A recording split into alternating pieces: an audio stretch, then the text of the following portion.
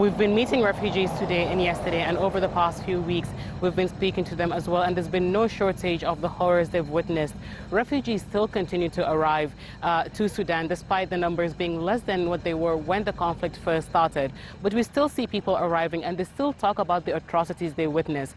We've heard from children who say that they were separated from their parents as they fled for safety in Tigray, some of them crossing the border into Sudan, and some of them remaining back in Tigray. And so those who are here who we speak to say that they're not sure if the ones they left behind are still alive.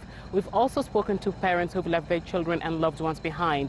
We've spoken to mothers, to husbands, to wives who say that their partners were separated and that they were not sure what has happened to them since they were separated, sometimes for months. So lots of horror stories, but the most horrifying allegations that we hear come from women who say that they were sexually abused by the Tigrayan, by the Ethiopian troops as well as Eritrean troops.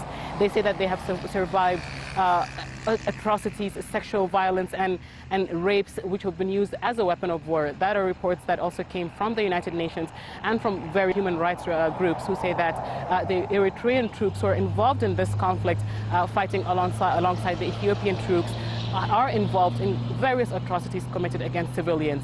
Now, the Ethiopian Prime Minister has described the war as tiresome and said that he wants it to end, and has promised that the Eritrean troops who are involved in this conflict fighting alongside the Ethiopian troops will withdraw. But that is something that the United Nations says is yet to happen, despite the repeated allegations of crimes the Eritrean troops are committing in Tigray.